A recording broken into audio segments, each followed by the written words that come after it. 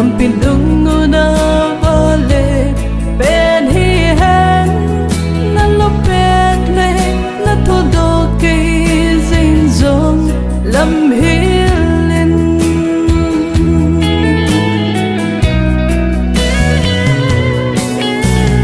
Puihoi chaten PAKAI ngailu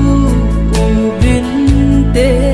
Nitin le phattinin phattinin ching unte Thina phaicham jong ben birinum unte Pathen chang chaten uvinte PAKAI GOUPEH CHATE Puihoi Ngansena chong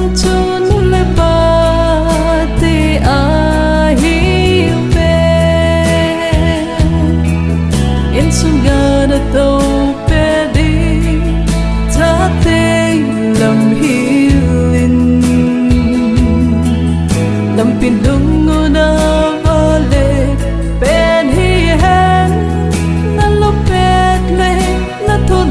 geiyin jong lamhil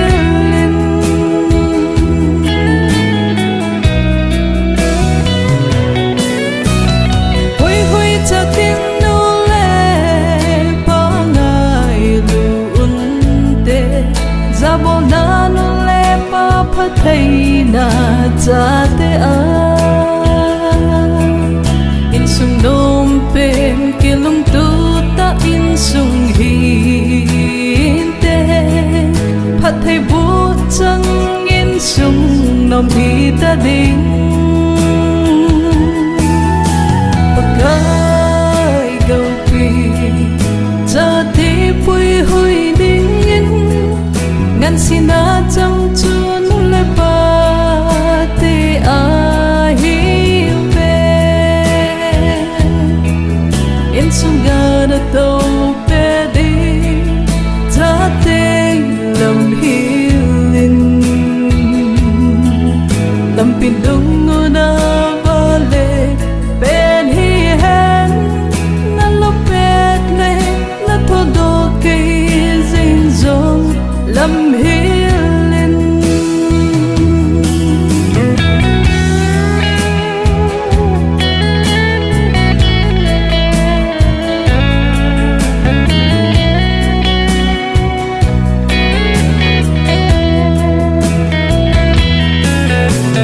Puihoi chaten ngailu nale uvinte Touthang nule khan chon dan thêm uvinte Nitin châu si nule pa chui sang đi Long sung ki pa na di ta ai pidi PAKAI GOUPEH CHATE Puihoi Ngansena chong nule pate ahiuve Insung natoupet chaten lamhil